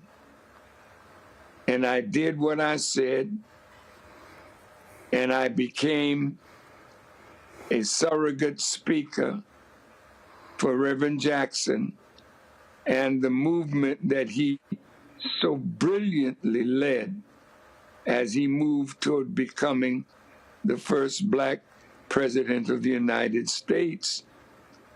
Reverend Jackson introduced me to the beauty of the black church. And because of Reverend Jackson, and because I loved Dr. King and loved Reverend Jackson for taking that bold step, and then he was assaulted. And since we had the FOI, the male members of the nation, with me and with us, we put them behind Reverend Jackson to protect him and his family. And that's how my controversy with members of the Jewish community began. I joined Reverend Jackson, and I saw an atmosphere being created by the media that could have had Reverend Jackson assassinated. And I reached out to members of the Jewish community, and I told them, we can stand to lose an election, but we can't stand to lose our brother. And that's when I was called a new black Hitler and the dance of death began. And for 40 years now, I've had to wear the ugly label of anti-Semite or anti-Semitic hater, bigoted person. And so I've survived. And Reverend Jackson, though he dismissed me from being a speaker on his behalf, I never stopped cherishing the move that he made and the work that we did together to help his campaign. And I heard you earlier. I have 3 panelists. Go ahead. Brother Martin, talking about hazing. And I so much agree with you. But to stand by and watch my brother strive to do something consequential for us as a people and not stand with him, not stand by him, not stand for him, and not be willing to make the sacrifice, if necessary, to protect him. And that's what Harry Belafonte was all about. He was a man of moral stamina, moral conviction. And so are you, brother. First time I met you, you've been the same ever since, always challenging falsehood, always challenging weakness, always challenging those who want to lead us, but they may not be as good as they could be. Roland was always there to check us, to question us, to help us to get our act together. So I thank God for you too, and your wife and family. And I know that you will be successful in whatever you desire to be, because that's who you are, Brother Roland. And that's why I celebrate Father Pfleger. I celebrate Martin Luther King. I celebrate the civil rights fighters that made life better for us, even if we didn't march with them when they marched. We benefited from what came as a result of the changing of laws and the benefit of that. So I thank God for you, and I really thank you, brother, for opening this show for Father Pfleger and myself to take some questions and whatnot, because our people really are in need of clear guidance today, because we're in trouble. I got your new book, and I started reading White Fear, I think it was. And they're terrified at the rise of Black people. And the more we rise, the worse they manifest as an enemy to our rise by what they do to turn the clock back from the Supreme Court to the local courts, from the FBI to the local police. We suffer, but that soon will come to an end. Our time is short, but today is the birthday of Dr. Greg Carr at Howard University, and so I want to give him an opportunity to ask a question. Roland, thank you, brother. And Assalamu alaikum, brother minister. Wa alaikum salam. Yes, sir. And I will confess to being prejudiced in terms of your singing career. My absolute favorite, and I play it all the time, is A White Man's Heaven.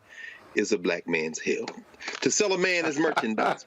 I just can't. But anyway, I want to ask you just about standing up to power. You know, one of your former neighbors, Barack Obama, when he became president of the United States, Harry Belafonte said, you know, you got to stand up. Where's the moral truth and courage? How important is it? What lessons can we learn from Mr. B, from yourself, and all of the colleagues and comrades you've fought with over the years about the importance of standing up to power and not being afraid to speak truth to power, Brother Minister? And thank you. Thank you for your question, my brother. You know, dear brother, there's a verse in the Bible that said, perfect love casteth out fear. One of the great enemies of our speaking to power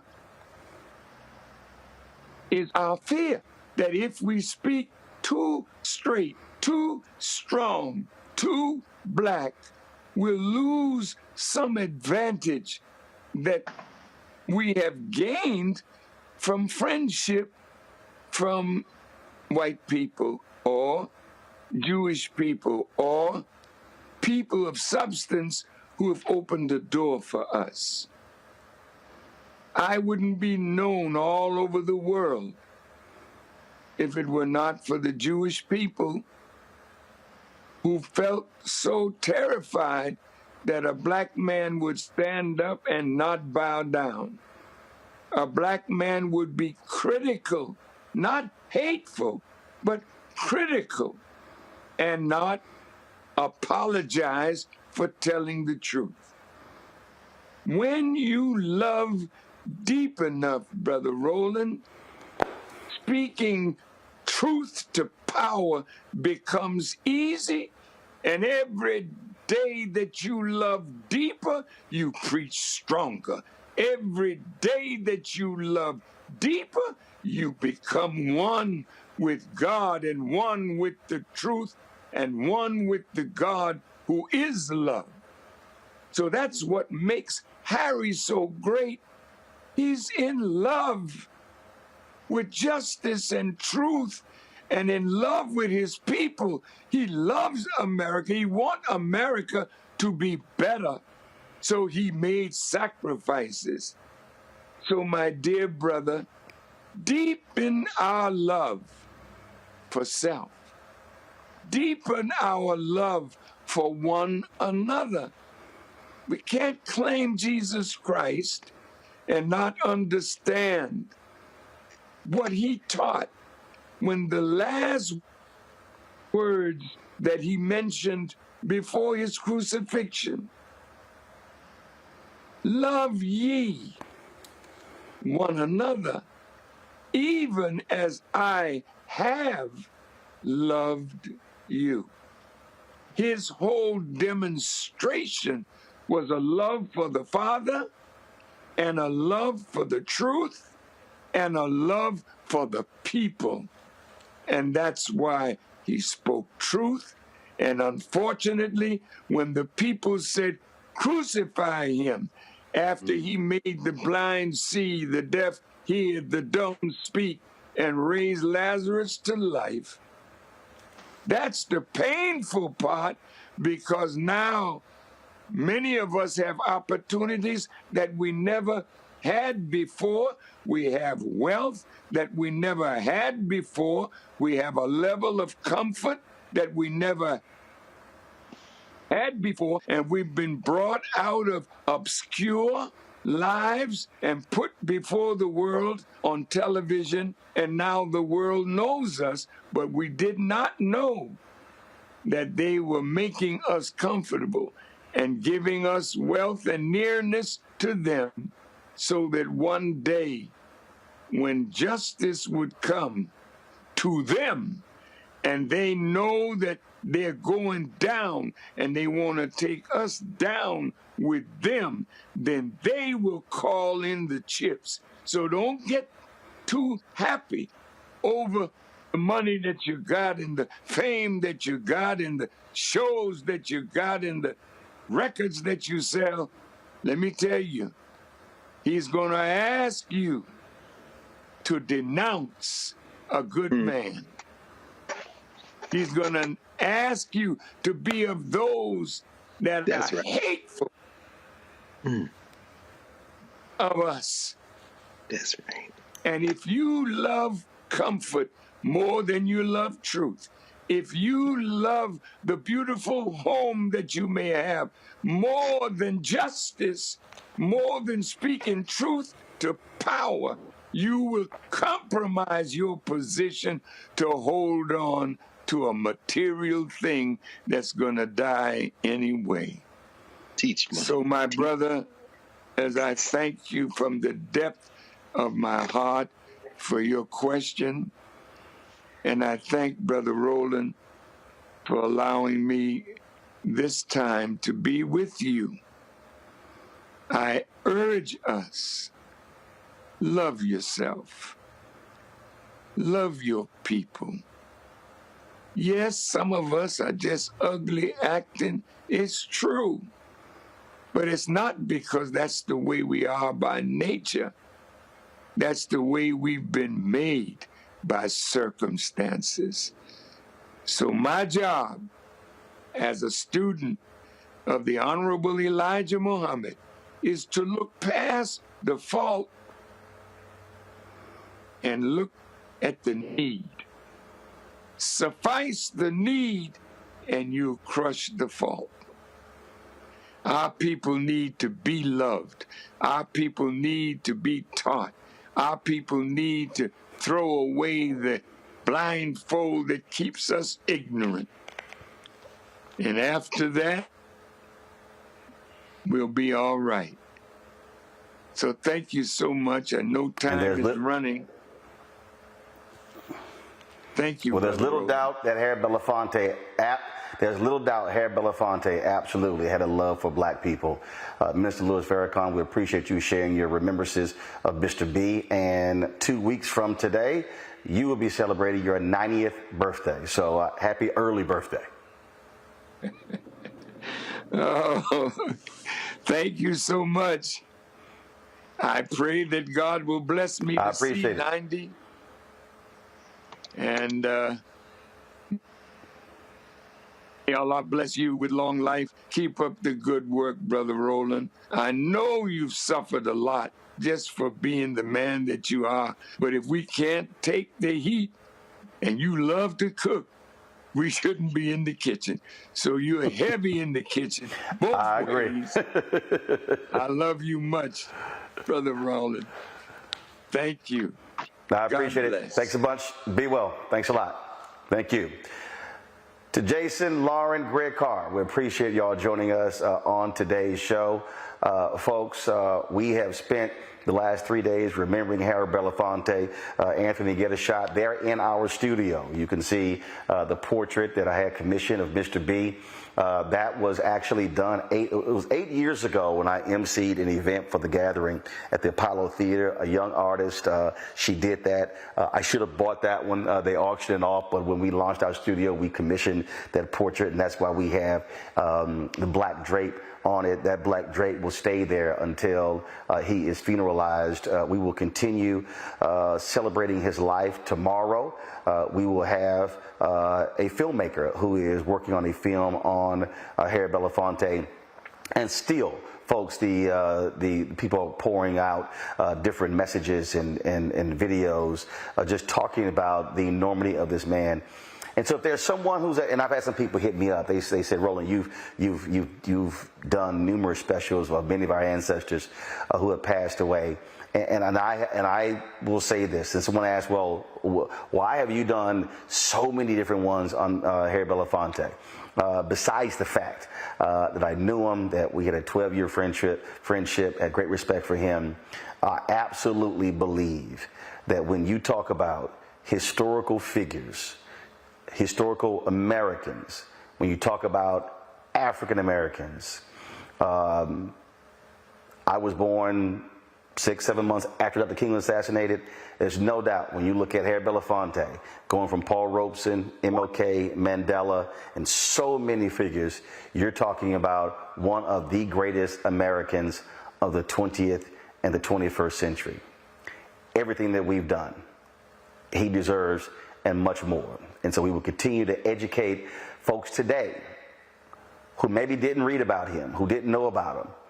People didn't even understand that when hip-hop rappers in Cuba were not allowed to rap, it was Harry Belafonte who went to Fidel Castro and told him, you need to allow those young brothers and sisters to do what they do. And a year later, when Harry Belafonte went back to Cuba, those hip-hop artists thanked him because it was him speaking to Castro that freed up the rappers in Cuba. There's so many stories like that that we can cover, and so that's why we do what we do. And this is why black-owned media matters. When you look at the stories that you have heard, we talked about it with Alton Maddox passing away. We've talked about this when Cicely Tyson passed away, when others have become ancestors, mainstream media. Even when Sidney Poitier passed away, they didn't spend time like they did with Betty White talking about their life and career. But this is why black-owned media matters. This is why this show was created. This is why the Black Star Network was created.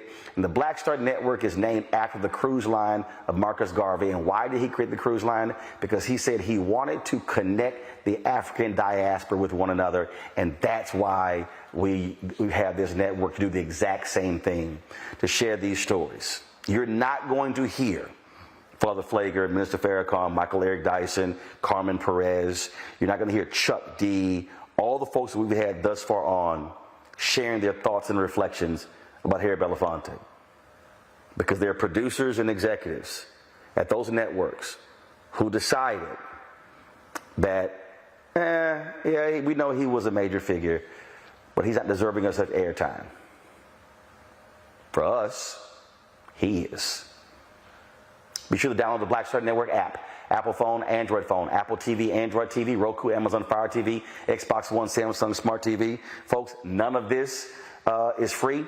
Your resources make it possible for us to continue to do this work, to do this 5 days a week. We did not get to the Prairie View A&M story because of what our interviews with Father Pfleger. We'll have that tomorrow. When I was at Prairie View today, we live streamed it. We're going to re-stream it later today, where Prairie View A&M is making demands of the Texas A&M Board of Regents. Again, this is why we do this. I was the only media outlet that was there today at Prairie View A&M University. No other media outlet, no other black media outlet, all these so-called new black media people, none of them were there. This is why we do what we do. Support us in what we do, folks. Checking money orders. P.O. Box 57196, Washington, D.C., 20037-0196. Cash App, $RM Unfiltered. PayPal, R Martin Unfiltered. Venmo is RM Unfiltered. Zelle, Roland@RolandSMartin.com. Roland@RolandMartinUnfiltered.com. And be sure to get a copy of my book, White Fear, How the Browning of America is Making White Folks Lose Their Minds. Available at bookstores nationwide, Barnes & Noble, Amazon, Target. Download it on Audible. Tomorrow, I will be live at 3 p.m. Eastern from Jack Yates High School, where I will be presenting 2 of my annual scholarships to my alma mater. And so look for that on the Black Star Network. Folks, until then, I'll see you tomorrow. Holla.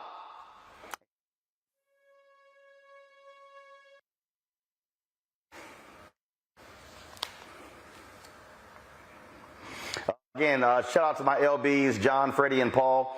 Today's our 34th anniversary, Alphaversary, and rest in peace to our brother, our number one, Kevin Roberts. Kevin actually died on the 10th anniversary of our pledging in a plane that he was piloting. He died April 27th, 1999. So condolences to his family on this day, our Alphaversary. Folks, y'all take care.